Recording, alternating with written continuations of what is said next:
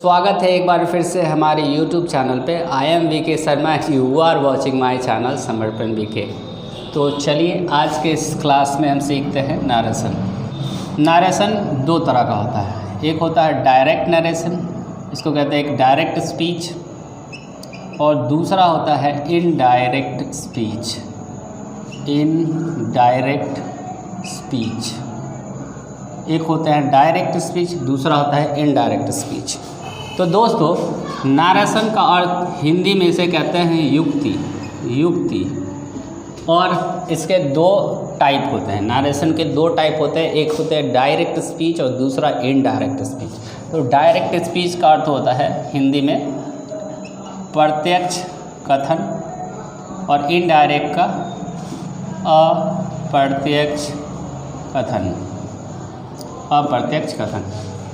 तो ये हमारा प्रत्यक्ष कथन और ये हमारा अप्रत्यक्ष कथन। देखो नरेशन का अर्थ होता है युक्ति, लेकिन ये दो भाग में बटा हुआ है, एक डायरेक्ट नरेशन और एक इनडायरेक्ट नरेशन। तो डायरेक्ट नरेशन जो है हम कैसे समझेंगे कि ये डायरेक्ट नरेशन, मैं आपको देखकर भी समझने बता दूंगा, और दूसरी बात है इसकी डेफिनेशन भी बताने वाला हूँ।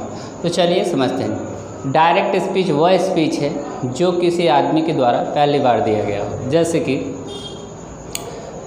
मैं आपको नरेशन पढ़ा रहा हूँ, तो ये डायरेक्ट नरेशन, ये डायरेक्ट स्पीच है। क्या है? ये एक डायरेक्ट स्पीच है, और मेरी ही बातों को सुनकर आप अगर दूसरे को बताएंगे तो दैट इज़ इनडायरेक्ट स्पीच। नहीं समझ में आया? चलो दूसरा एग्जाम्पल लेते हैं। मान लो कि आप गए नेताजी का भाषण सुनने, और नेताजी ने भाषण सुनाया, सुनने के बाद आप घर आए, और घर आने के बाद आपने बताया कि आज भाषण में फलाने नेता ने ये बोला।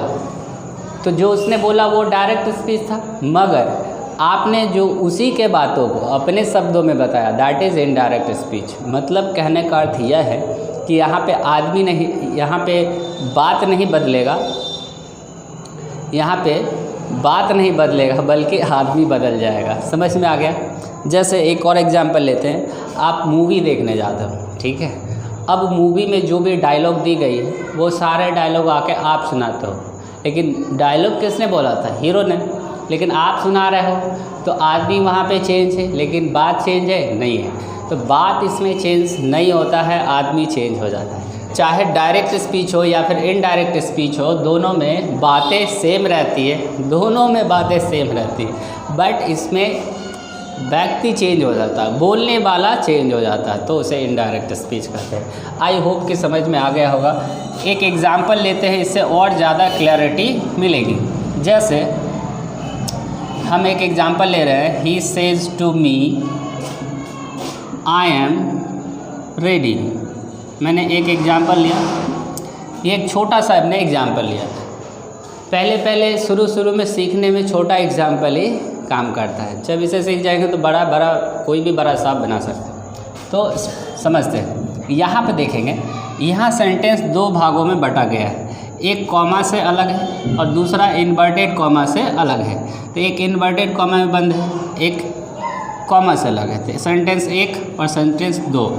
यहाँ पे आपको यहाँ पे देखने को मिल रहा है दो सेंटेंस है, एक कॉमा से अलग है और दूसरा इन्वर्टेड कॉमा के अंदर बंद है। इसका मतलब यह है कि जब भी ऐसा मिले कॉमा और इन्वर्टेड कॉमा में बंद, तो ये आपका इनडायरेक्ट स्पीच होगा। ये आपका क्या होगा? इनडायरेक्ट स्पीच होगा। पहचानने की विधि क्या है कि जब कभी भी सेंटेंस दो हो और कॉमा इन्वर्टेड कॉमा में बंद हो, तो that is our indirect speech. क्या है? Indirect speech. अब इसको हम ऐसा लिख दे, he tells me that he is ready. तो अब आप देखो, ये पूरा का पूरा एक सेंटेंस, इसमें ना तो कॉमा है ना ही इन्वर्टेड कॉमा है। जब कॉमा इन्वर्टेड कॉमा एब्सेंट हो जाए तो वो डायरेक्ट स्पीच कहलाता है। वो क्या कहलाता है? डायरेक्ट स्पीच कहलाता है। देखिए जब कॉमा और इन्वर्टेड कॉमा में बंद हो तो इनडायरेक्ट स्पीच, लेकिन कॉमा इन्वर्टेड कॉमा नहीं हो, सिंगल सेंटेंस हो तो वो डायरेक्ट स्पीच होता है। आई होप कि डायरेक्ट और इनडायरेक्ट आप देखते ही पहचान लेंगे कि ये डायरेक्ट है और ये इनडायरेक्ट। चलो अब आगे समझते हैं। आगे क्या समझना है, हमने देखा कि डायरेक्ट स्पीच का दो भाग है, सेंटेंस 1 सेंटेंस 2। डायरेक्ट स्पीच का दो भाग है, एक को कहते हैं रिपोर्टिंग वर्ब, क्या कहते हैं, रिपोर्टिंग वर्ब, और दूसरे को कहते हैं रिपोर्टेड स्पीच, क्या कहते हैं, रिपोर्टेड स्पीच। एक को कहते हैं रिपोर्टिंग वर्ब, दूसरे को कहते हैं रिपोर्टेड स्पीच। तो ये देखो यहाँ पे सेज टू वर्ब लगा हुआ है, यहाँ क्या लगा हुआ, वर्ब, तो इसको बोलेंगे रिपोर्टिंग वर्ब। फर्स्ट सेंटेंस को क्या बोलेंगे, रिपोर्टिंग वर्ब, और दूसरे सेंटेंस को क्या बोलेंगे, reported speech, RS, RV। I hope कि आपको समझ में आ गया होगा।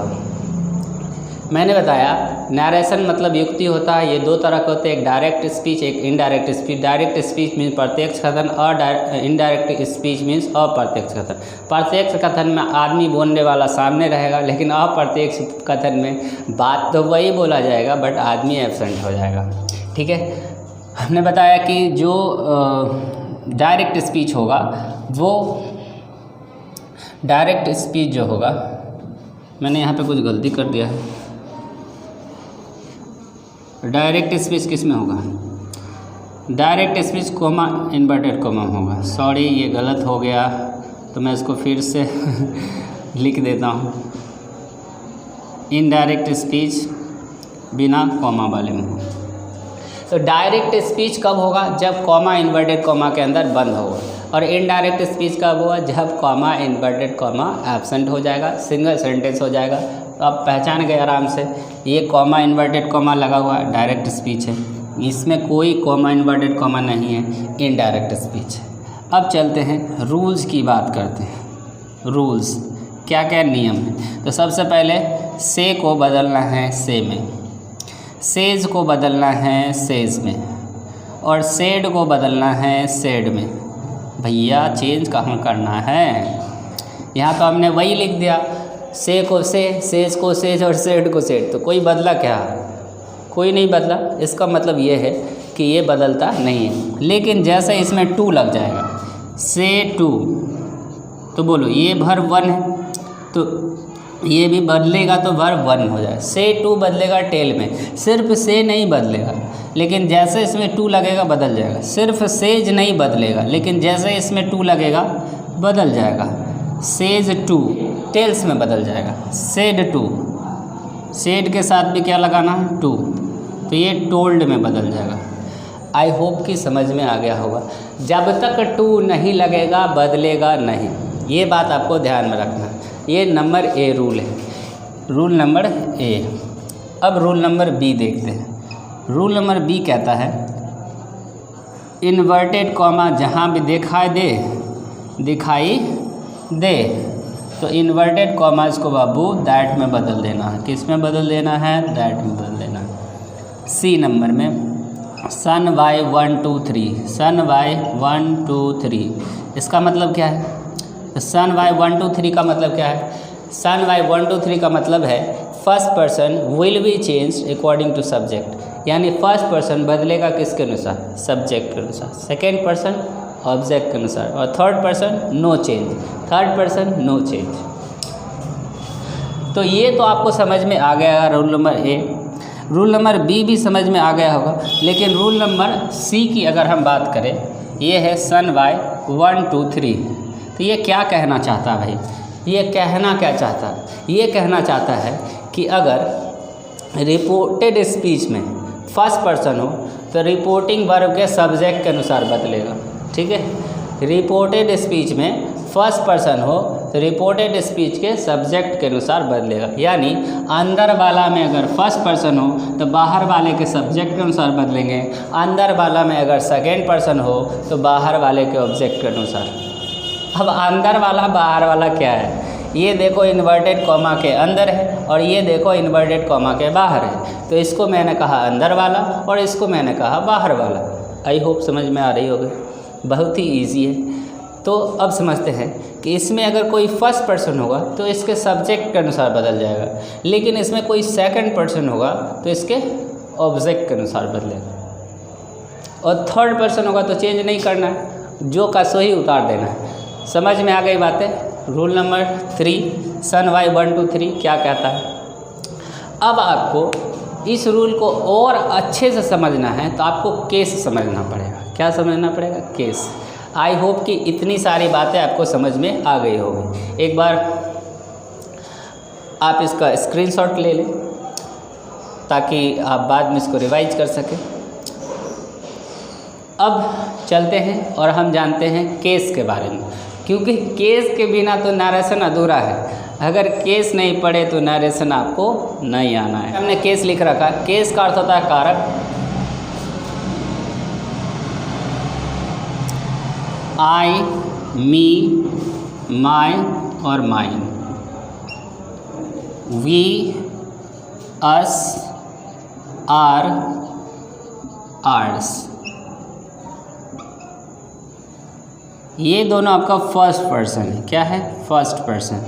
देखो आई और वी फर्स्ट पर्सन है, और इसके साथ जितने भी जुड़े हुए हैं ये इसका फैमिली मेम्बर है। ये भी क्या है? फर्स्ट ही पर्सन है। ये भी क्या है? फर्स्ट पर्सन है। तो मैं पूछूँ आई क्या है? First person. मी क्या है? First person. माई क्या है? First person. माइन क्या है? First person. वी क्या है? First person. अस क्या है? First person. आवर क्या है? First person. आवर्स क्या है? वो भी फर्स्ट पर्सन।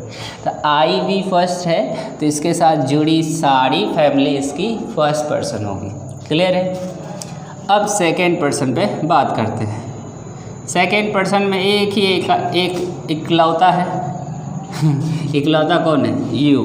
तो you, you, your, yours, you, you, your, yours. तो ये क्या है? ये इकलौता है सेकंड पर्सन। अब हम बात करेंगे थर्ड पर्सन की। किसकी? थर्ड पर्सन की। तो थर्ड पर्सन में आपका आता है ही, सी, दे एंड इट। ये चार आते हैं। ठीक है? तो ही का ऑब्जेक्ट आपका him, possessive adjective his and possessive pronoun भी वही हिज। सी का object her, possessive adjective her and possessive pronoun hers. Possessive pronoun क्या हो जाएगा? हर्स। दे का object them, possessive adjective their and possessive pronoun theirs. अब it की बात करेंगे तो इट का object it, possessive adjective its, और यहाँ पे कुछ भी नहीं हो, यानी पॉजेसिव प्रोनाउन इट का नहीं होता है। तो देखो अब ही के साथ जुड़ने वाला जितना भी फैमिली है ये सारा थर्ड पर्सन। सी के साथ जितने भी जुड़ने वाले फैमिली है थर्ड पर्सन। दे के साथ जुड़ने वाले जितने भी फैमिली है थर्ड पर्सन, और इट के साथ भी जितने भी जुड़ने वाले फैमिली है थर्ड पर्सन। समझ में आई बात है? अब ज़रा गौर करना, हमने ये फर्स्ट पर्सन लिख दिया, सेकंड पर्सन लिख दिया, थर्ड पर्सन लिख दिया, तीनों पर्सन हमने लिख दिया। अब तीनों पर्सन का मैंने तीन केस भी लिख दिया। आपको इसको याद कैसे करना है? तो पहले ऊपर में सब्जेक्टिव, ऑब्जेक्टिव, पॉजेसिव, पॉजेसिव में एडजेक्टिव एंड प्रोनाउन, और ऐसे याद कर लेना। पहले नाम ऊपर वाला याद कर लेना, फिर आपको याद करना है I, me, my, mine, we, us, our, ours, you, you, your, yours. जैसे ही फर्स्ट पर्सन खत्म हो जाएगा सेकंड पर्सन, आई भी फर्स्ट पर्सन में, यू सेकंड पर्सन में, और ही, सी, इट, दे थर्ड पर्सन में। तो पहले फर्स्ट पर्सन का कर लेंगे क्लियर, फिर सेकंड पर्सन को निपटा लेंगे, फिर थर्ड पर्सन पे आएंगे। तो आई होप कि ये समझ में आया होगा कि हमने क्या लिखा है। अब यहाँ पे देखते हैं सब्जेक्टिव केस में भी यू है और ऑब्जेक्टिव केस में भी यू है।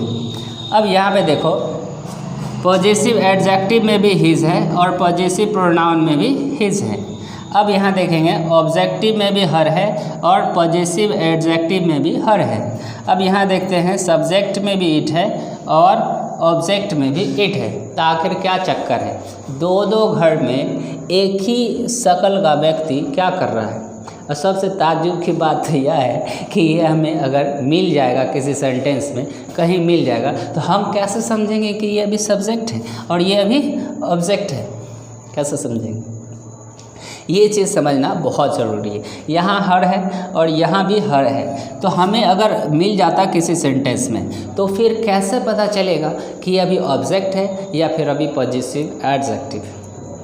नहीं पता है। अगर आपको नरेशन सीखना है तो ये पूरा आपको याद होना चाहिए, otherwise there is no any way to solve your question. Okay, so इसको आप याद कर लो, फिर मैं बताऊंगा कि कब ये सब्जेक्ट बनेगा, कब ये ऑब्जेक्ट बनेगा।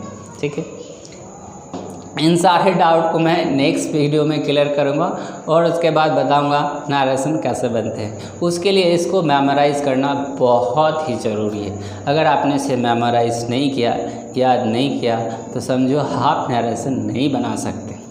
इसलिए it is very important to memorize it. I hope guys आप लोग इसे याद कर लेंगे और हमारी नेक्स्ट वीडियो में हम अपनी नेक्स्ट वीडियो में हम आगे की बात करेंगे। Thank you for watching this video.